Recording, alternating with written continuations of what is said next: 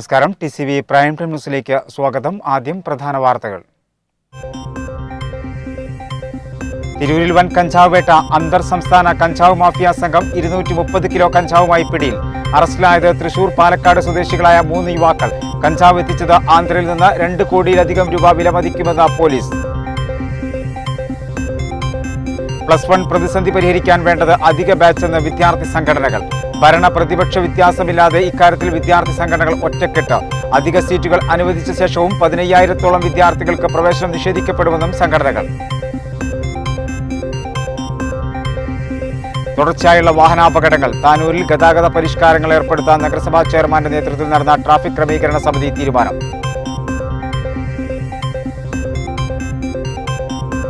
Thennala POCSO case ഇരയായ പെൺകുട്ടിക്കെതിരെ പ്രചാരണം നടത്തിയാൽ നടപടി. മുന്നറിയിപ്പുമായി ജില്ലാ ശിശുക്ഷേമ സമിതി. DNA ഫലം നെഗറ്റീവായതിനാൽ പരാതി സത്യമല്ലാതാകില്ലെന്നും ശിശുക്ഷേമ സമിതി. ആശ്വാസത്തിന്റെ നേരിയ കിരണവുമായി കോവിഡ് രോഗികളുടെ എണ്ണം. 29,322 പേർക്ക് രോഗം. 1,63,691 സാമ്പിളുകൾ പരിശോധിച്ചു. DPR 17.91%. 131 മരണങ്ങൾ കൂടി. 22,938 പേർ രോഗമുക്തി നേടി. ജില്ലയിൽ 2,736 പേർക്ക് രോഗബാധ. 1,493 പേർക്ക് രോഗമുക്തി.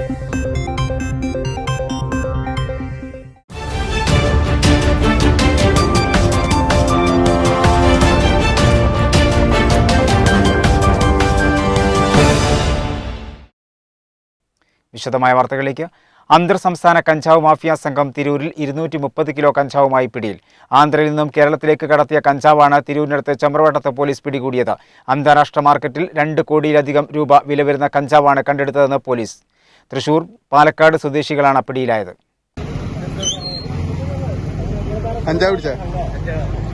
ആന്ധ്രാപ്രദേശിൽ നിന്നും കേരളം, തമിഴ്നാട് സംസ്ഥാനങ്ങളിലേക്ക് ചരക്ക് ലോറികളിൽ വൻതോതിൽ കഞ്ചാവ് എത്തിച്ചു കൊടുക്കുന്ന തൃശൂർ, പാലക്കാട് കേന്ദ്രീകരിച്ച് പ്രവർത്തിക്കുന്ന സംഘത്തെക്കുറിച്ച് മലപ്പുറം ജില്ലാ പോലീസ് മേധാവി സുജിത് ദാസ് IPS ലഭിച്ച രഹസ്യവിവരത്തിന്റെ അടിസ്ഥാനത്തിൽ Tirur DYSP K Suresh Babu, narcotic cell DYSP PP Shamsa, Tirur CI MJ Jijo എന്നിവരുടെ നേതൃത്വത്തിൽ പല സംഘങ്ങളായി തിരിഞ്ഞു നടത്തിയ പരിശോധനയിലാണ് ലോറിയിൽ ഒളിപ്പിച്ചു കടത്തിയ 230 കിലോഗ്രാം കഞ്ചാവുമായി തൃശൂർ വെള്ളാഞ്ചേരി പെരുകുന്ന് സ്വദേശി അത്തിപ്പള്ളത്തിൽ ദിനേശൻ എന്ന വാവ ദിനേശൻ, മറ്റത്തൂർ ഒമ്പത്തിങ്ങൽ സ്വദേശി വട്ടപ്പറമ്പിൽ ബിനീത് എന്ന കരിമണി ബിനീത്, പാലക്കാട് ആലത്തൂർ കാവശ്ശേരി സ്വദേശി പാലത്തുടി മനോഹരൻ എന്നിവരെയാണ് CI MJ Jijo, SI Jaleel Karuthedath എന്നിവരടങ്ങുന്ന സംഘം അറസ്റ്റ് ചെയ്തത്.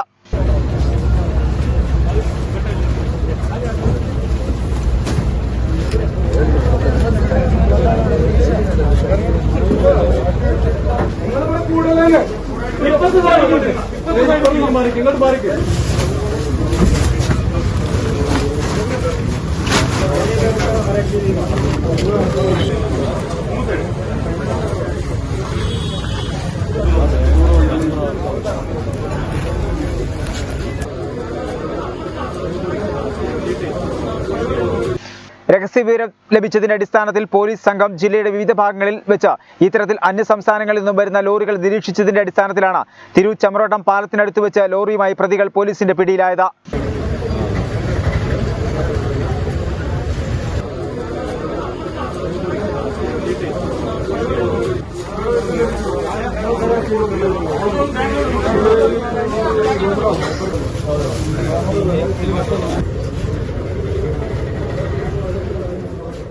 കർണാടകയിൽ നിന്നും ലോറി വാടകയ്ക്കെടുത്ത ആന്ധ്രയിൽ നിന്നും കിലോഗ്രാമിന് 500 രൂപ മുതൽ വില കൊടുത്തു വാങ്ങി കേരളം, കർണാടക സംസ്ഥാനങ്ങളിൽ ഏജന്റുമാർക്ക് 30,000 രൂപ വരെ വിലയിട്ടാണ് വിൽപ്പന നടത്തുന്നത്. കോയമ്പത്തൂർ, ബാംഗ്ലൂർ ഭാഗങ്ങളിലെ മൊത്ത കച്ചവടക്കാർക്കും രഹസ്യ കേന്ദ്രങ്ങളിലേക്കും ആവശ്യമനുസരിച്ച് പറയുന്ന സ്ഥലത്ത് എത്തിച്ചു കൊടുക്കുന്ന സംഘത്തിൽപ്പെട്ടവരാണ് പോലീസിന്റെ പിടിയിലായത്. മുഖ്യപ്രതി ദിനേശന്റെ പേരിൽ തൃശൂർ, എറണാകുളം ജില്ലകളിൽ വിവിധ സ്റ്റേഷനുകളിലായി 9 വധശ്രമ കേസുകളും സ്പിരിറ്റ് കേസും എക്സ്പ്ലോസീവ് കേസും നിലവിലുണ്ട്. കരിമണി ബിനീതിന്റെ പേരിൽ തൃശൂർ ജില്ലയിൽ വധശ്രമ കേസുകൾ, തീവപ്പ് കേസ്, കഞ്ചാവ് കേസ് എന്നിവ ഉൾപ്പെടെ 18ഓളം കേസുകൾ പ്രതിയാണ്. മനോഹരന്റെ പേരിൽ പാലക്കാട് ജില്ലയിൽ ആലത്തൂർ, കൊഴിഞ്ഞാമ്പാറ പോലീസ് സ്റ്റേഷനുകളിൽ വധശ്രമ കേസുകളും കഞ്ചാവ് കേസും നിലവിലുണ്ട്. 3 പ്രതികളും ജയിൽ ശിക്ഷ കഴിഞ്ഞവരും ജാമ്യത്തിലിറങ്ങിയവരും കേസുകളിൽ അറസ്റ്റ് വാറന്റ് നിലവിലുള്ളവരുമാണ്. മലപ്പുറം ജില്ലയിലെ ഏറ്റവും വലിയ കഞ്ചാവ് വേട്ടയിൽ ഒന്നാണ് തിരൂരിലേത്. Tirur CI Jijo MJ, SI Jaleel കറുത്തേടത്ത, പ്രത്യേക സംഘത്തിലെ K Pramod, CP Santhosh, A Jayaprakash, CV Rajesh, NT Krishnakumar, Prashant Payyanad, M Manoj Kumar, K Dinesh, Praful, Santhosh Kumar, Diljith, Zakir കുരുക്കൾ, തിരു സ്റ്റേഷനിലെ SI മധു, ഹരീഷ്, അരുൺ, കൃപേഷ്, അക്ബർ, SI ബിജു എന്നിവരാണ് സംഘത്തിലുണ്ടായിരുന്നത്. +1 പ്രവേശനത്തിന് അധിക സീറ്റുകൾ അനുവദിച്ചതിനു പിന്നാലെ അധിക ബാച്ച് വേണമെന്ന ആവശ്യവുമായി വിദ്യാർത്ഥി സംഘടനകൾ. ആനുപാതിക സീറ്റ് വർധനയല്ല, അധിക ബാച്ചുകളാണ് ജില്ലയ്ക്ക് വേണ്ടതെന്നും വിദ്യാർത്ഥി സംഘടനകൾ ആവശ്യപ്പെട്ടു. അധിക സീറ്റുകൾ അനുവദിച്ച ശേഷവും 15,000-ഓളം വിദ്യാർത്ഥികൾക്ക് പ്രവേശനം നിഷേധിക്കപ്പെടുന്ന അവസ്ഥയാണെന്നും സംഘടനകൾ ചൂണ്ടിക്കാട്ടി. +1 പ്രവേശനത്തിനുള്ള എല്ലാ നടപടിക്രമങ്ങളും പൂർത്തിയായി വരവെയാണ് സീറ്റ് വർധനയിലൂടെയല്ല, അധിക ബാച്ച് അനുവദിക്കുന്നതിലൂടെ മാത്രമേ ജില്ലയിലെ വിദ്യാഭ്യാസ പ്രശ്നം പരിഹരിക്കപ്പെടൂ എന്ന നിലപാടിലേക്ക് വിദ്യാർത്ഥി സംഘടനകൾ എത്തുന്നത്. ഭരണ പ്രതിപക്ഷ വ്യത്യാസമില്ലാതെ ഇക്കാര്യത്തിൽ വിദ്യാർത്ഥി സംഘടനകൾ ഒറ്റക്കെട്ടാണ്. 3/4 ലക്ഷം വിദ്യാർത്ഥികൾ SSLC പരീക്ഷയിൽ വിജയിച്ച് തുടർ പഠനത്തിന് യോഗ്യത നേടിയതിൽ 15,000-നടുത്ത് വിദ്യാർത്ഥികൾ തുടർ പഠന സാധ്യതയ്ക്ക് പുറത്താകുമെന്നാണ് വിദ്യാർത്ഥി സംഘടനകൾ ചൂണ്ടിക്കാട്ടുന്നത്. അധിക ബാച്ച് അനുവദിക്കുക, ഹയർ സെക്കൻഡറി ഇല്ലാത്ത സ്കൂളുകൾ ഹയർ സെക്കൻഡറിയായി ഉയർത്തുക എന്നിവയാണ് ഇതിന് ശാശ്വത പരിഹാരമായി വിദ്യാർത്ഥി സംഘടനകൾ ചൂണ്ടിക്കാട്ടുന്ന കാര്യം. വർഷാവർഷം 20% അധിക സീറ്റുകൾ മാത്രം അനുവദിക്കുന്ന സർക്കാർ കുട്ടികളെ മാനസിക സംഘർഷത്തിലേക്ക് തള്ളിവിട്ടുകൊണ്ട് നാടകം കളിക്കുകയാണെന്ന് KSU മലപ്പുറം ജില്ലാ ജനറൽ സെക്രട്ടറി ആദിൽ പറഞ്ഞു. കുട്ടികളെ കുത്തിനിറച്ച് വാഗൺ ട്രാജഡിയെ അനുസ്മരിപ്പിക്കുന്ന രൂപത്തിലേക്ക് ക്ലാസ് റൂമുകൾ മാറും. ഇഷ്ടപ്പെട്ട കോഴ്സിന് സീറ്റ് കിട്ടാത്ത വിദ്യാർത്ഥികൾ മാനസിക സമ്മർദ്ദത്തിന് അടിമപ്പെടുകയാണെന്നും ആദിൽ പറഞ്ഞു. കാലാകാലങ്ങളായി ഗവൺമെന്റ് നടത്തി വരുന്ന ഒരു നാടകം അത് തുടർ തിരക്കഥ എഴുതി തുടർന്നുകൊണ്ടേയിരിക്കുകയാണ്. അല്ലാതെ അതിലപ്പുറം വേറൊന്നും സംഭവിക്കണില്ല. ഈ 20% സീറ്റ് വർധന എന്ന് പറഞ്ഞാൽ ഒരു 40 കുട്ടികളുടെ ക്ലാസ്സിൽ ഇപ്പം തന്നെ 60-65 കുട്ടികളായി. അത് ഇനി ഒരു 20% കൂട്ടിയിട്ട് അത് ഇനിയും എണ്ണം കൂടുമ്പോൾ ഒരു വാഗൺ ട്രാജഡിനെ അനുസ്മരിപ്പിക്കുന്ന രൂപത്തിലേക്ക് നമ്മുടെ +2 ക്ലാസ് റൂമുകൾ മാറുന്ന ഒരു സാഹചര്യമാണ് വന്നിട്ടുള്ളത്. ഏറ്റവും കൂടുതൽ A+ നേടിയ ഒരു ജില്ലയായിട്ട് മലപ്പുറം മാറുമ്പോൾ ഇഷ്ടപ്പെട്ട കോഴ്സ് പഠിക്കാൻ അവസരമില്ലാതെ ഒരു മാനസിക പ്രയാസത്തിലേക്ക് നമ്മുടെ ഒരു അയൽപ്പക്കത്തുള്ളൊരു വിദ്യാർത്ഥിയൊക്കെ പറഞ്ഞൊരു കാര്യം, ഇത്രയും ഞാൻ പഠിച്ചു, ഇനി എന്തിനു ഞാൻ പഠിക്കണം, എനിക്ക് പഠിക്കാൻ സീറ്റില്ല, എനിക്കിഷ്ടപ്പെട്ട കോഴ്സിന് എനിക്ക് പഠിക്കാൻ സീറ്റ് ലഭിക്കാത്ത ഒരു സാഹചര്യം വരുമ്പോൾ എന്തിനു ഞാൻ പഠിക്കണം എന്നൊരു ചോദ്യം ഒരു മാനസിക സംഘർഷത്തിലേക്ക് വിദ്യാർത്ഥികളെ തള്ളിവിടുന്ന ഒരു സാഹചര്യമാണ് സർക്കാർ സൃഷ്ടിക്കുന്നത്. ഇതിന് ഈ 20% എന്ന നാടകമല്ല നമുക്ക് നടപ്പിലാക്കേണ്ടത്.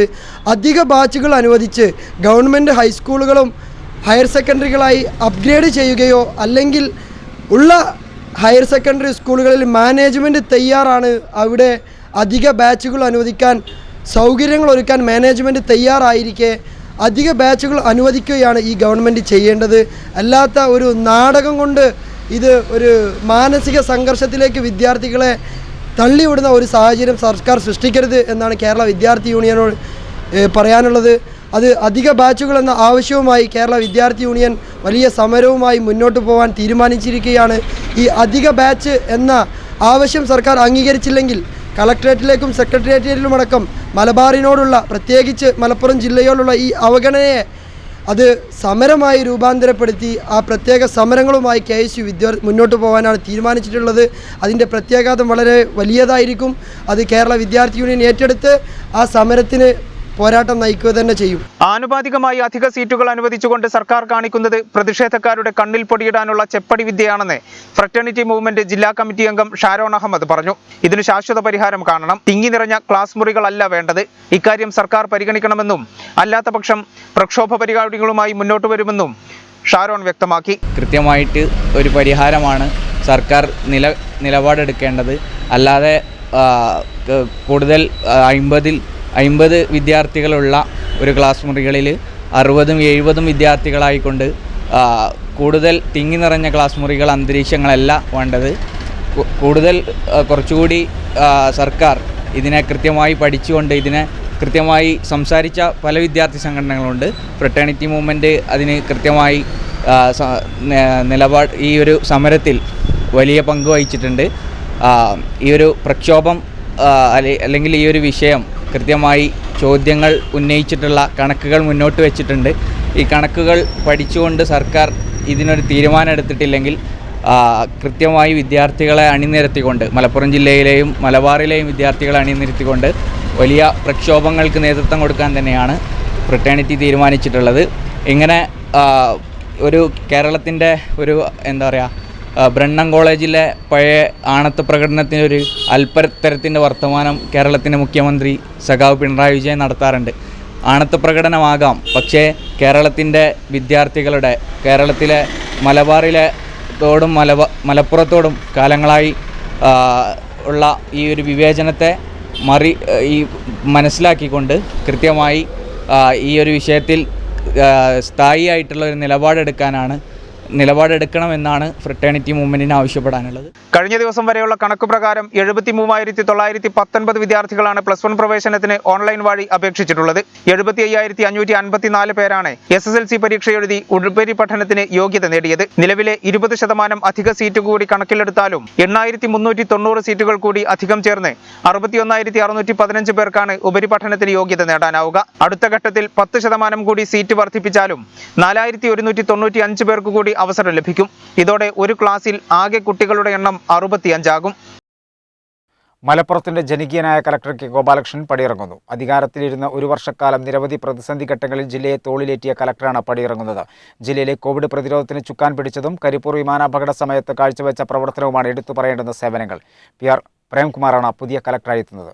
മുൻപ് ജില്ലാ കളക്ടറായിരുന്ന ജാഫർ മാലിക് പടിയിറങ്ങിയ ശേഷം 2020 ജൂണിലാണ് കെ ഗോപാലകൃഷ്ണൻ മലപ്പുറം ജില്ലാ കളക്ടറായി ചാർജ് എടുത്തത്. 1 വർഷവും 2 മാസവും അധികാര കസേരയിൽ പൂർത്തിയാക്കിയാണ് അദ്ദേഹം പടിയിറങ്ങുന്നത്. മുൻപ് തിരുവനന്തപുരം ജില്ലാ കളക്ടറായി സേവനമനുഷ്ഠിക്കുമ്പോഴായിരുന്നു മലപ്പുറത്തേക്കുള്ള മാറ്റം. 14 മാസം ജില്ലയുടെ കോവിഡ് പ്രതിരോധ പ്രവർത്തനങ്ങൾക്ക് ചുക്കാൻ പിടിച്ച കളക്ടർ എന്ന സത്പേരുമായാണ് ഗോപാലകൃഷ്ണൻ പടിയിറങ്ങുന്നത്. പൊതുജന പങ്കാളിത്തത്തോടെ ജില്ലയിലെ സർക്കാർ ആശുപത്രികളിൽ പ്രാണവായു പദ്ധതി നടപ്പിലാക്കാനായതും കളക്ടറുടെ നേട്ടമാണ്. പ്രളയത്തിൽ വീടുകൾ നഷ്ടപ്പെട്ട ആദിവാസി കുടുംബങ്ങളിൽ നിരവധി കുടുംബങ്ങൾക്ക് പുതിയ വീടുകളിലേക്ക് താമസം മാറ്റാനും കളക്ടറുടെ ഇടപെടൽ സഹായകമായി. കണ്ണംകുണ്ട് മാതൃക ട്രൈബൽ വില്ലേജിൽ 9 കുടുംബങ്ങൾക്ക് വീടുകളുടെ താക്കോൽ കൈമാറാനായതും കളക്ടറുടെ ജനകീയ ഇടപെടലുകളെ തുടർന്നാണ്. കരിപ്പൂർ വിമാന ദുരന്ത സമയത്ത് മുന്നിൽ നിന്ന് പ്രവർത്തിച്ച കളക്ടർ എന്ന നിലയിൽ ജനകീയ സ്വീകാര്യതയും കെ ഗോപാലകൃഷ്ണന് ലഭിച്ചു. 2013 IAS ബാച്ചിലെ ഉദ്യോഗസ്ഥനായ കളക്ടർ തന്റെ ഔദ്യോഗിക ജോലിക്ക് തുടക്കം കുറിച്ചതും മലപ്പുറം സബ് കളക്ടർ എന്ന നിലയിലാണ്. തമിഴ്നാട്ടിലെ നിക്കോലയിലെ കർഷക ദമ്പതികളായ കാളിയണ്ണൻ, സെൽവമണി എന്നിവരുടെ മകനാണ് കെ ഗോപാലകൃഷ്ണൻ. മെക്കാനിക്കൽ എഞ്ചിനീയറിംഗിൽ ബിരുദവും ഫിനാൻഷ്യൽ മാനേജ്മെന്റിൽ ബിരുദാനന്തര ബിരുദവും നേടിയിട്ടുണ്ട്. കോഴിക്കോട് സബ് കളക്ടർ, ജലനിധിയുടെ എക്സിക്യൂട്ടീവ് ഡയറക്ടർ, സർവേ ഡയറക്ടർ തുടങ്ങി നിരവധി സ്ഥാനങ്ങളും ഇതിനകം വഹിച്ചു. എംപ്ലോയ്മെന്റ് ആൻഡ് ട്രെയിനിംഗ് ഡിപ്പാർട്ട്മെന്റിന്റെ ഡയറക്ടറായാണ് പുതിയ നിയമനം. 14 മാസം കൊണ്ട് സംസ്ഥാനത്തെ ഏറ്റവും കൂടുതൽ ജനസംഖ്യയുള്ള മലപ്പുറത്തിന്റെ മണ്ണിൽ ജനകീയ കളക്ടർ എന്ന പേര് നേടാനായ സംതൃപ്തിയിലാണ് കെ ഗോപാലകൃഷ്ണന്റെ പടിയിറക്കം. VR പ്രേംകുമാറാണ് പുതിയ ജില്ലാ കളക്ടർ. സ്വാതന്ത്ര്യ സമര സേനാനികളുടെ പേരുകൾ വെട്ടിമാറ്റുന്നതും ചരിത്ര സ്മാരകങ്ങൾ തകർക്കുന്നതും കോൺഗ്രസ് മുക്ത ഭാരതം കെട്ടിപ്പടുക്കാനുള്ള ഗൂഢശ്രമത്തിന്റെ ഭാഗമെന്ന് KPCC general secretary Muhammad Kunhi. Gandhi Darshan Malappuram ജില്ലാ കമ്മിറ്റിയുടെ നേതൃത്വത്തിൽ ഹെഡ് പോസ്റ്റ് ഓഫീസിന് മേൽ നടത്തിയ നിൽപ്പ് സമരവും പ്രധാനമന്ത്രിക്ക് കത്തയക്കലും പരിപാടി ഉദ്ഘാടനം ചെയ്ത് സംസാരിക്കുകയായിരുന്നു അദ്ദേഹം. ഇന്ത്യൻ സ്വാതന്ത്ര്യ സമരത്തിലെ ധീരരക്തസാക്ഷികളുടെ പേരുകൾ വെട്ടിമാറ്റാനും മഹാത്മാഗാന്ധിജിയുടെ സബർമതി ആശ്രമം ഉൾപ്പെടെയുള്ള ചരിത്ര സ്മാരകങ്ങൾ തകർക്കാനുമുള്ള ഫാസിസ്റ്റ് സർക്കാരിന്റെ നീക്കം കോൺഗ്രസ് മുക്ത ഭാരതം കെട്ടിപ്പടുക്കാനുള്ള ഗൂഢശ്രമത്തിന്റെ ഭാഗമാണെന്ന് KPCC general secretary Muhammad Kunhi പറഞ്ഞു. രക്തസാക്ഷികളുടെ ഓർമ്മകളും സ്മാരകങ്ങളും ചരിത്രത്താളുകളും നിലനിൽക്കുന്നിടത്തോളം കാലം രാജ്യത്ത് കോൺഗ്രസിനെ ഉന്മൂലനം ചെയ്യാൻ ആർക്കും സാധിക്കില്ലെന്ന് അവർക്ക് നന്നായി അറിയാം. അരുത് പ്രധാനമന്ത്രി അരുത്, ഗാന്ധിജിയുടെ സബർമതി ആശ്രമം തകർക്കരുത്, രാജ്യത്തിനു വേണ്ടി ജീവൻ ത്യാജിച്ച ധീര രക്തസാക്ഷികളെ അവഹേളിക്കരുത്, സ്വാതന്ത്ര്യ സമര ചരിത്രത്തെ വെട്ടിനിരത്തലും കൂട്ടിച്ചേർക്കലും നടത്തി കളങ്കപ്പെടുത്തരുത് തുടങ്ങിയ ആവശ്യങ്ങൾ ഉന്നയിച്ച ഗാന്ധി ദർശൻ സമിതി സംസ്ഥാന കമ്മിറ്റിയുടെ ആഹ്വാനപ്രകാരം ജില്ലാ കമ്മിറ്റിയുടെ നേതൃത്വത്തിൽ മലപ്പുറം ഹെഡ് പോസ്റ്റ് ഓഫീസിന് മുന്നിൽ നടത്തിയ നിൽപ്പ് സമരവും പ്രധാനമന്ത്രിക്ക് കത്തയക്കലും പരിപാടി ഉദ്ഘാടനം ചെയ്ത് സംസാരിക്കുകയായിരുന്നു അദ്ദേഹം. സ്വാതന്ത്ര്യ സമര ഭടന്മാരുടെ പട്ടികയിൽ നിന്ന് നീക്കാനുള്ള ശ്രമം നടക്കുന്നു. ഇങ്ങനെ രാജ്യവ്യാപകമായി ഗ്രാമങ്ങളിൽ പോലും ഈ ദേശീയ സ്വാതന്ത്ര്യ സമരത്തിൽ പങ്കെടുത്ത ആളുകളെ വെട്ടിമാറ്റിക്കൊണ്ട് ചരിത്രം തിരുത്തിക്കുറിക്കാൻ ഭാരതീയ ജനതാ പാർട്ടിയും കേന്ദ്ര ഗവൺമെന്റും ഈ നിന്ദ്യമായ ശ്രമങ്ങളെ സംബന്ധിച്ച് ജനങ്ങളെ ബോധവൽക്കരിക്കാൻ പണ്ഡിറ്റ്യെ തമസ്കരിച്ചുകൊണ്ട് ദേശീയ നേതാക്കന്മാരെയൊക്കെ അവഗണിച്ചുകൊണ്ട് 75ാം സ്വാതന്ത്ര്യം ആഘോഷിക്കുമ്പോൾ പണ്ഡിറ്റ് ജവഹർലാൽ നെഹ്റുവിന്റെ ജില്ലാ പ്രസിഡന്റ് PK ബാബ അധ്യക്ഷത വഹിച്ചു. ഗാന്ധി ദർശൻ സമിതി സംസ്ഥാന സെക്രട്ടറി K അർഫാത്ത് മുഖ്യപ്രഭാഷണം നടത്തി. DCC general secretary PC Velayudhankutty, block Congress committee പ്രസിഡന്റുമാരായ MK മുഹ്സിൻ, നാസർ പറപ്പൂർ, ഗാന്ധി ദർശൻ സമിതി ജില്ലാ സെക്രട്ടറി വേലായുധൻ മാസ്റ്റർ, യുവജന സമിതി ജില്ലാ പ്രസിഡന്റ് CA അരുൺകുമാർ തുടങ്ങിയവർ സംസാരിച്ചു. B അജിത്, പ്രേമശിക, അബ്ദുറഹീം തൃപ്പനച്ചി, അജീഷ് വെങ്ങാട്, രജീഷ് കോനാട് തുടങ്ങിയവർ സംബന്ധിച്ചു. DNA ഫലം നെഗറ്റീവായതിനാൽ പരാതി സത്യമല്ലാതാകില്ലെന്ന് ശിശുക്ഷേമ സമിതി. തന്നെയല്ല, പോക്സോ കേസിലെ പെൺകുട്ടിക്കെതിരെ പ്രചാരണം നടത്തിയാൽ നടപടിയുണ്ടാകും. ജില്ലാ ശിശുക്ഷേമ സമിതിയാണ് ഇക്കാര്യത്തിൽ മുന്നറിയിപ്പുമായി രംഗത്തെത്തിയത്.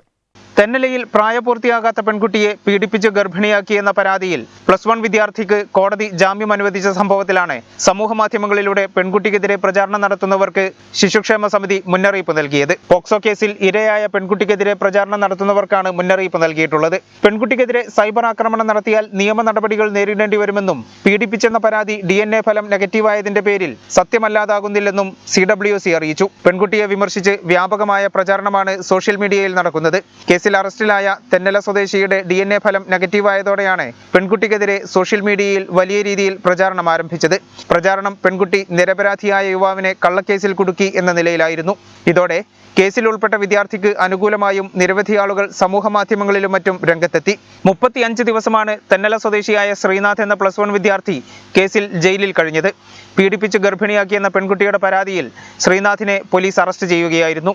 എന്നാൽ പിന്നീട് നടന്ന DNA പരിശോധനയിൽ ശ്രീനാഥല്ല ഗർഭത്തിന് ഉത്തരവാദി എന്ന് തെളിഞ്ഞതോടെ കോടതി ശ്രീനാഥിന് ജാമ്യം നൽകുകയും ചെയ്തു. കോവിഡ് വാക്സിനേഷൻ മുൻഗണനാ വിഭാഗത്തെ അവഗണിച്ച് സ്വജനപക്ഷപാതം നടത്തുന്നതായി ആരോപിച്ച് ഒഴൂർ പഞ്ചായത്ത് ഓഫീസിന് മുന്നിൽ CITU ഒഴൂർ പഞ്ചായത്ത് കമ്മിറ്റി ധർണ നടത്തി. CITU Tanur area secretary Balakrishnan Chulliyath ഉദ്ഘാടനം ചെയ്തു. കോവിഡ് വാക്സിനേഷൻ മുൻഗണനാ വിഭാഗത്തെ അവഗണിച്ച് സ്വജനപക്ഷപാതിത്വം നടത്തുന്നതായി ആരോപിച്ചാണ് ഒഴൂർ പഞ്ചായത്ത് ഓഫീസിന് മുന്നിൽ CITU ഒഴൂർ പഞ്ചായത്ത് കമ്മിറ്റി ധർണ നടത്തിയത്. ബാലകൃഷ്ണൻ ചുള്ളിയത്ത് ധർണ ഉദ്ഘാടനം ചെയ്തു. EP പുരുഷോത്തമൻ അധ്യക്ഷനായിരുന്നു. KP സുബ്രഹ്മണ്യൻ, സുഗു പറപ്പാറപ്പുറം എന്നിവർ സംസാരിച്ചു. എല്ലാവർക്കും വാക്സിൻ സമയബന്ധിതമായി മുൻഗണനാക്രമം അനുസരിച്ച് നൽകാനുള്ള ഇടത് സർക്കാർ പദ്ധതി അട്ടിമറിക്കാനുള്ള ശ്രമമാണ് പഞ്ചായത്ത് ഭരണസമിതി നടത്തുന്നത്. പദ്ധതി സുതാര്യമാക്കണമെന്നും വാക്സിനേഷൻ ലഭ്യത പരസ്യമാക്കണമെന്നും ഓരോ ദിവസവും നൽകുന്ന വാക്സിനേഷൻ കണക്കുകൾ അതാത് ദിവസം തന്നെ പരസ്യപ്പെടുത്തണമെന്നും CITU ആവശ്യപ്പെട്ടു. കേന്ദ്ര സർക്കാർ നടപ്പിലാക്കുന്ന മത്സ്യത്തൊഴിലാളികളോടുള്ള ജനദ്രോഹ നടപടിക്കെതിരെ വിവിധ ആവശ്യങ്ങൾ ഉന്നയിച്ച മത്സ്യത്തൊഴിലാളി യൂണിയൻ CITU താനൂർ മേഖലാ കമ്മിറ്റിയുടെ നേതൃത്വത്തിൽ താനൂർ പോസ്റ്റ് ഓഫീസിന് മുന്നിൽ ധർണ നടത്തി. കേന്ദ്ര സർക്കാർ നടപ്പിലാക്കുന്ന മത്സ്യത്തൊഴിലാളികളോടുള്ള ജനദ്രോഹ നിലപാടിനെതിരെയാണ് വിവിധ ആവശ്യങ്ങൾ ഉയർത്തി മത്സ്യത്തൊഴിലാളി യൂണിയൻ CITU താനൂർ മേഖലാ കമ്മിറ്റിയുടെ നേതൃത്വത്തിൽ പോസ്റ്റ് ഓഫീസിന് മുന്നിൽ ധർണ നടത്തിയത്. ജില്ലാ പ്രസിഡന്റ് PP സൈദലവി ധർണ ഉദ്ഘാടനം ചെയ്തു. കേന്ദ്രത്തിൽ മാറി മാറി വന്ന കഴിഞ്ഞ UPA ഗവൺമെന്റ് ആയാലും ഇപ്പോൾ BJP ആണെങ്കിലും ഈ മത്സ്യത്തൊഴിലാളികളുടെ കാര്യങ്ങൾ ഒന്നും തന്നെ നടപ്പിലാക്കാൻ തയ്യാറല്ല. ഏറ്റവും അധികം പ്രയാസങ്ങൾ അനുഭവിക്കുന്ന ഈ മേഖലയെ സംരക്ഷിക്കുന്നതിന് വേണ്ടിയും ഈ മേഖലയിലെ ബ്ലൂ എക്കണോമിക് നയം തിരുത്തണമെന്നും ആവശ്യപ്പെട്ടുകൊണ്ടിട്ടാണ് ഈ സമരങ്ങൾ ഇവിടെ സംഘടിപ്പിച്ചിട്ടുള്ളത്. ഈ സമരത്തിൽ പങ്കെടുത്തവരെ മുഴുവൻ അഭിവാദ്യം ചെയ്തുകൊണ്ട് ഈ സമരം ഉദ്ഘാടനം ചെയ്തുകൊണ്ടും ഞാൻ എന്റെ വാക്കുകൾ അവസാനിപ്പിക്കുന്നു. SP ബഷീർ അധ്യക്ഷനായിരുന്നു. DYFI block secretary KV Abdul Khader, MP Muhammad Sarar, CP Razak, PP Dineshan, AP Savad എന്നിവർ സംസാരിച്ചു. ആ ബില്ലിന്റെ അകത്ത് ഈ നാട്ടിലുള്ള ഇന്ത്യയിലുള്ള മനുഷ്യർക്ക്, പാവപ്പെട്ടവർക്ക്, മത്സ്യത്തൊഴിലാളികൾക്ക്, സാധാരണക്കാർക്ക്, തൊഴിലാളികൾക്ക്, യുവാക്കൾക്ക്, കർഷകർക്ക്, കർഷക തൊഴിലാളികൾക്ക്, നാട്ടിലുള്ള മുഴുവൻ ആളുകൾക്കും ജീവിക്കാൻ കഴിയാത്ത അന്തരീക്ഷമാണ് കേന്ദ്രം ഭരിക്കുന്ന BJPയുടെ ഗവൺമെന്റ് ഓരോ ദിവസവും പാർലമെന്റിൽ അവതരിപ്പിക്കുന്ന ബില്ലുകൾ. തിങ്കളാഴ്ച ആരംഭിക്കാനിരുന്ന +1 പരീക്ഷ സുപ്രീം കോടതി സ്റ്റേ ചെയ്തു. ഒരാഴ്ചത്തേക്ക് പരീക്ഷ നടത്തരുതെന്ന് സുപ്രീം കോടതി ഉത്തരവിട്ടു. പരീക്ഷ നടത്താൻ തീരുമാനിച്ചത് കോവിഡ് സാഹചര്യം കണക്കിലെടുക്കാതെയാണെന്ന് കോടതി നിരീക്ഷിച്ചു. ഏറെ വിവാദങ്ങൾ സൃഷ്ടിച്ച ഒന്നായിരുന്നു കേരളത്തിൽ കോവിഡ് സാഹചര്യത്തിലും +1 പരീക്ഷ നടത്താനുള്ള സർക്കാരിന്റെയും പൊതുവിദ്യാഭ്യാസ വകുപ്പിന്റെയും തീരുമാനം. കോവിഡ് സാഹചര്യത്തിൽ പരീക്ഷ നടത്തുന്നതിന്റെ സാങ്കത്യം ചോദ്യം ചെയ്ത് സമർപ്പിച്ച ഹർജിയിലാണ് പരീക്ഷാ നടത്തിപ്പ് താൽക്കാലികമായി തടഞ്ഞുകൊണ്ട് സുപ്രീം കോടതി ഉത്തരവിട്ടത്. കോവിഡിന്റെ സാഹചര്യം കണക്കിലെടുത്താണ് തീരുമാനം. കേരളത്തിലെ കോവിഡ് സാഹചര്യം ഭീതിജനകമാണെന്ന് സുപ്രീം കോടതി അറിയിച്ചു. ഈ മാസം 6-നാണ് പരീക്ഷ ആരംഭിക്കാൻ തീരുമാനിച്ചിരുന്നത്. എന്നാൽ ഒരാഴ്ചത്തേക്ക് പരീക്ഷ നടത്തരുതെന്ന് കോടതി ഉത്തരവിട്ടു. സെപ്റ്റംബർ 13 വരെ +1 പരീക്ഷ നടത്തരുതെന്ന് കോടതി നിർദ്ദേശമുണ്ട്. പരീക്ഷ നടത്താൻ തീരുമാനിച്ചത് കോവിഡ് സാഹചര്യം കണക്കിലെടുക്കാതെയെന്ന് കോടതി നിരീക്ഷിച്ചു. രാജ്യത്തെ 70% കോവിഡ് കേസുകളും കേരളത്തിലാണ് റിപ്പോർട്ട് ചെയ്യുന്നത്. കുട്ടികളെ അപകട സാഹചര്യത്തിലേക്ക് തള്ളിവിടാൻ സാധിക്കില്ലെന്നും സുപ്രീം കോടതി അറിയിച്ചു. ജസ്റ്റിസ് AM ഖാൻവിൽക്കർ അധ്യക്ഷനായ ബെഞ്ചിന്റേതാണ് തീരുമാനം. പരീക്ഷാ സമയക്രമം പരിഷ്കരിച്ചുകൊണ്ട് ബുധനാഴ്ചയാണ് ഉത്തരവിറക്കിയത്. 6 മുതൽ 16 വരെ പരീക്ഷ നടത്താനായിരുന്നു നേരത്തെ തീരുമാനം. വിദ്യാർത്ഥികൾക്ക് പരീക്ഷയ്ക്കിടയിൽ ഇടവേള കുറവാണെന്ന് പരിഗണിച്ച് അത് 27 വരെയാക്കി നീട്ടി. വ്യാഴാഴ്ച +1 പ്രവേശന നടപടികളുടെ പുതിയ സമയക്രമവും പ്രസിദ്ധീകരിച്ചിരുന്നു. പ്രവേശനത്തിന് അപേക്ഷിക്കാനുള്ള സമയം സെപ്റ്റംബർ 3 നിന്ന് 8 വൈകിട്ട് 5 വരെ നീട്ടിക്കൊണ്ടായിരുന്നു പുതിയ ഉത്തരവ്. അതനുസരിച്ച് 13 നടത്താനിരുന്ന +1 ആദ്യ അലോട്ട്മെന്റ് 22ലേക്ക് മാറ്റി. അന്ന് ഇംഗ്ലീഷ് പരീക്ഷയുടെ കാര്യം ശ്രദ്ധിക്കാതെയായിരുന്നു ഈ മാറ്റം. ഇതും വിവാദത്തിലായിരുന്നു. പരീക്ഷയുള്ള ദിവസങ്ങളിൽ എങ്ങനെയാണ് പ്രവേശനം നടത്തുമെന്ന ചോദ്യമാണ് ഉയർന്നത്. ഈ വിവാദങ്ങൾക്കും ഇതോടെ താൽക്കാലിക വിരാമമാവുകയാണ്. തുടർച്ചയായുള്ള അപകടങ്ങൾ താനൂരിൽ ഗതാഗത പരിഷ്കാരങ്ങൾ ഏർപ്പെടുത്താൻ നഗരസഭാ ചെയർമാന്റെ നേതൃത്വത്തിൽ നടന്ന ട്രാഫിക് ക്രമീകരണ സമിതി തീരുമാനിച്ചു. ബസ് സ്റ്റാൻഡ് റോഡിലെ ഗതാഗത തടസ്സം ഒഴിവാക്കും. നടക്കാവിൽ പ്രധാന കവലകളിലും ട്രാഫിക് സിഗ്നൽ ലൈറ്റ് സംവിധാനം ഏർപ്പെടുത്താനും യോഗം തീരുമാനിച്ചു.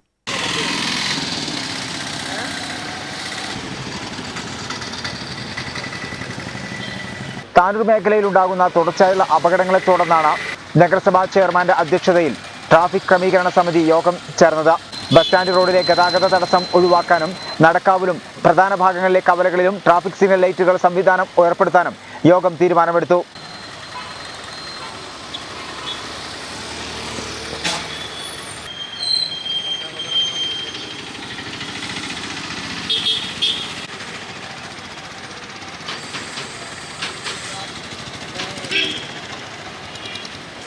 വിദഗ്ധരുമായി ആലോചിച്ച് കൂടുതൽ സൗകര്യങ്ങൾ ഒരുക്കാൻ നടപടി സ്വീകരിക്കുമെന്ന് നഗരസഭാ ചെയർമാൻ ടി പി ഷംസുദ്ദീൻ പറഞ്ഞു. തിരൂർ കടലുണ്ടി റോഡ് പുനർനിർമ്മാണം നടത്തിയതിന് ശേഷം ആധുനിക സംവിധാനങ്ങൾ ഉപയോഗിച്ച് പുനർനിർമ്മിച്ചതിന് ശേഷം നിത്യേനയെന്നോണം ധാരാളം അപകടങ്ങൾ റിപ്പോർട്ട് ചെയ്യുന്നുണ്ട്. പ്രത്യേകിച്ച് താനൂർ മേഖലയിൽ കഴിഞ്ഞ ദിവസങ്ങൾ വരെ തുടർച്ചയായ അപകടങ്ങളാണ് രേഖപ്പെടുത്തിയിട്ടുള്ളത്. അതിൽ അടുത്തിടെ മരണങ്ങൾ ഉൾപ്പെടെ റിപ്പോർട്ട് ചെയ്യപ്പെട്ടിട്ടുണ്ട്. ഇത് നമുക്ക് സൂചിപ്പിക്കുന്നത് നമ്മുടെ റോഡിൻ്റെ സൗകര്യം കൂടിയതിനനുസരിച്ച് അപകടങ്ങൾ പെരുകുന്നത് എന്നുള്ളത് ഡ്രൈവർമാരുടെ അശ്രദ്ധ കാരണമാണെന്നുള്ളതാണ്. അത് ഏത് തരത്തിൽ പരിഹരിക്കാമെന്നുള്ള രീതിയിൽ നമ്മളൊരു കൂടിയാലോചന താനൂർ നഗരസഭയിൽ ഇന്ന് നടത്തിയിട്ടുണ്ടായിരുന്നു. ട്രാഫിക് റെഗുലേറ്ററി കമ്മിറ്റി ഇന്ന് വിളിച്ചു ചേർക്കുകയും അതിൽ ചില തീരുമാനങ്ങൾ എടുക്കുകയും ചെയ്തിട്ടുണ്ട്. ഒന്നാമതായി നേരത്തെ ഈ റോഡിൻ്റെ പണിയോടൊപ്പം നടന്നിട്ടുള്ള സിഗ്നലുകൾ സ്ഥാപിക്കുക എന്നുള്ള നടപടികൾ അതിൻ്റെ ഭാഗമായി നടക്കുന്നുണ്ട് എന്ന് പറഞ്ഞിട്ടുണ്ട്.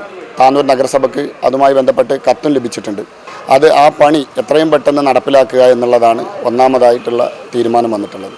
മറ്റൊരു തീരുമാനം ഒപ്പം തന്നെ ക്യാമറകൾ കൂടി വെക്കണമെന്നുള്ള ഒരു നിർദ്ദേശം വന്നിട്ടുണ്ട്. അതിന് PWDയോട് ആവശ്യപ്പെട്ട് കത്ത് കൊടുക്കാൻ തീരുമാനിച്ചിട്ടുണ്ട്. ബന്ധപ്പെട്ട മന്ത്രിയോട് ഉൾപ്പെടെയുള്ള ആളുകൾക്ക് ശ്രദ്ധയിൽ കൊണ്ടുവരാനും തീരുമാനിച്ചിട്ടുണ്ട്. യോഗത്തിൽ ചെയർമാൻ പി ഷംസുദ്ദീൻ അധ്യക്ഷത വഹിച്ചു. സ്റ്റാൻഡിംഗ് കമ്മിറ്റി ചെയർമാൻമാരായ KP അലി അക്ബർ, CKM ബഷീർ, പൊതുമരാമത്ത് വിഭാഗം assistant engineer Rajesh, police sub inspector Raju, MVI Jinesh, bus operators association പ്രതിനിധികൾ, ഓട്ടോ ടാക്സി കോർഡിനേഷൻ സമിതി പ്രതിനിധികൾ എന്നിവർ യോഗത്തിൽ പങ്കെടുത്തു. മറ്റൊരു പ്രധാന കാരണം എന്ന് പറയുന്നത് നടക്കാവിലുള്ള വളവാണ്. സിഗ്നൽ ലൈറ്റുകൾ സ്ഥാപിക്കാൻ തീരുമാനിച്ചിട്ടുള്ളത് Nadakkavu, Tanur junction, block junction, Kalarippadi junction എന്നിവ കേന്ദ്രീകരിച്ചാണ്.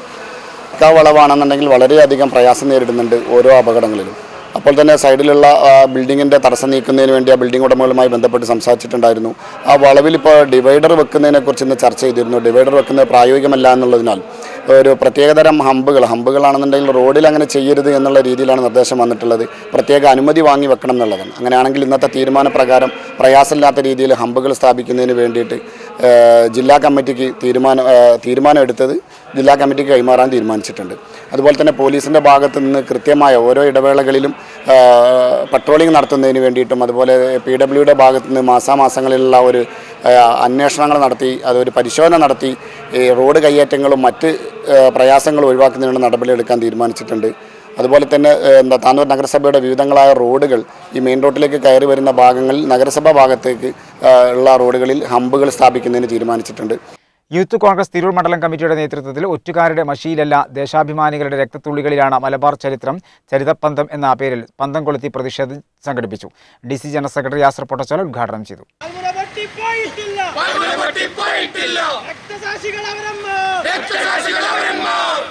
സ്വാതന്ത്ര്യ സമര രക്തസാക്ഷി പട്ടികയിൽ നിന്ന് 387 മലബാർ സമര പോരാളികളെ ഒഴിവാക്കിയ സംഘപരിവാറിന്റെ ചരിത്ര വക്രീകരണത്തിനെതിരെയാണ് യൂത്ത് കോൺഗ്രസ് തിരൂർ മണ്ഡലം കമ്മിറ്റിയുടെ നേതൃത്വത്തിൽ പന്തം കൊളുത്തി പ്രകടനം സംഘടിപ്പിച്ചത്.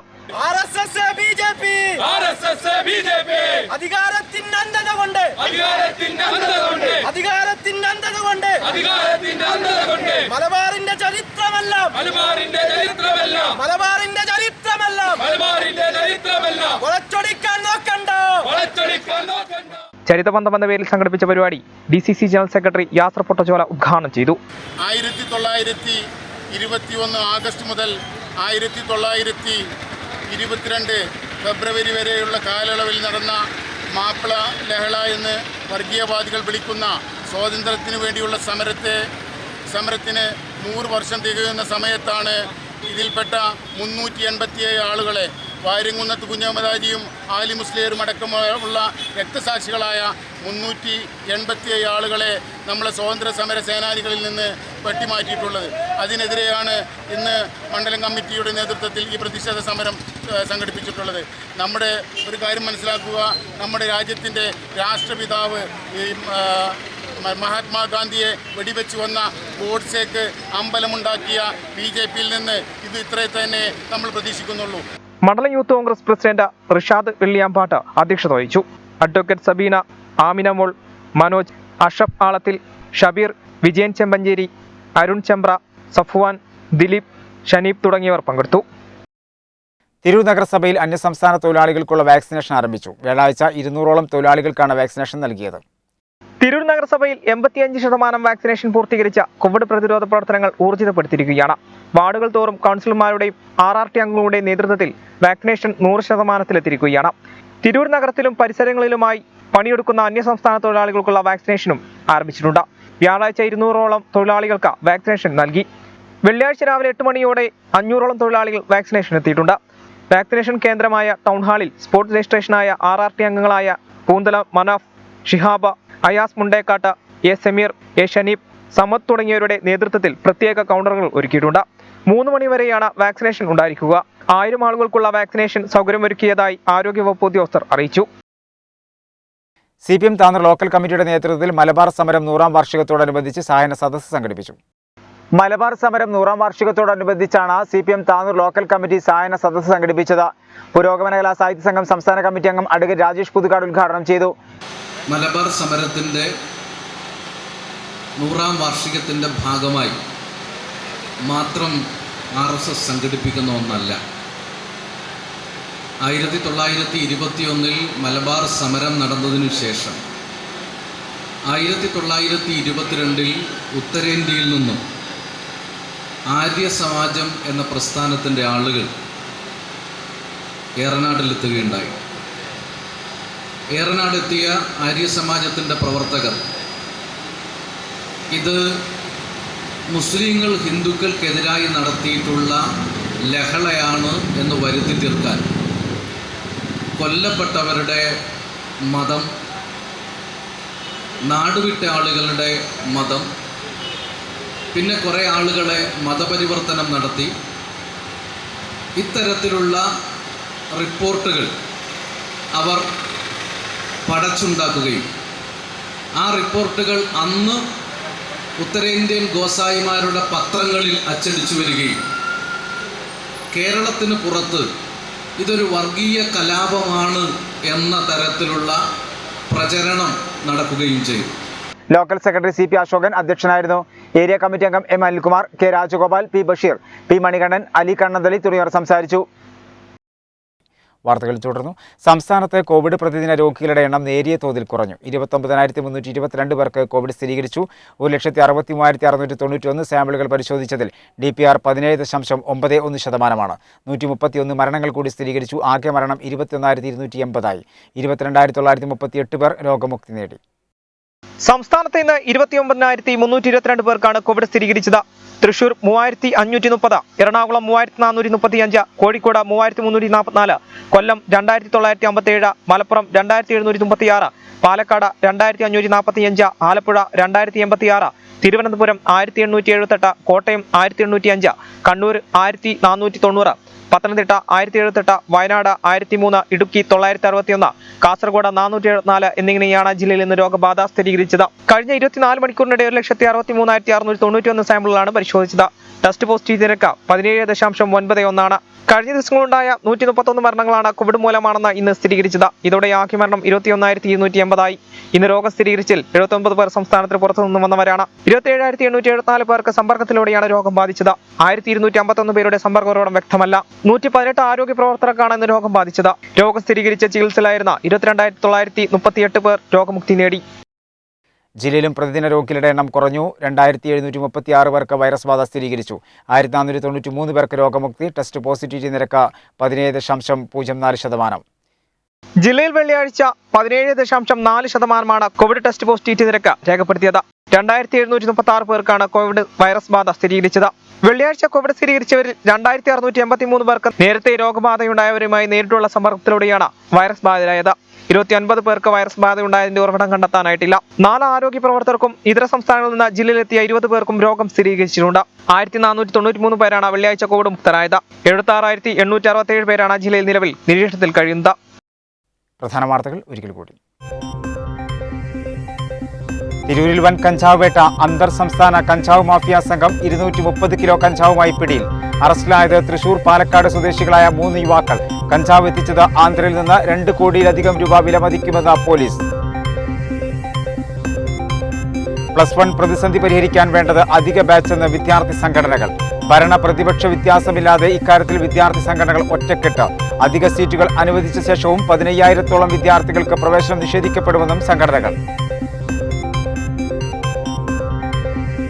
തുടർച്ചയായുള്ള വാഹനാപകടങ്ങൾ. താനൂരിൽ ഗതാഗത പരിഷ്കാരങ്ങൾ ഏർപ്പെടുത്താൻ നഗരസഭാ ചെയർമാന്റെ നേതൃത്വത്തിൽ നടന്ന ട്രാഫിക് ക്രമീകരണ സമിതി തീരുമാനം.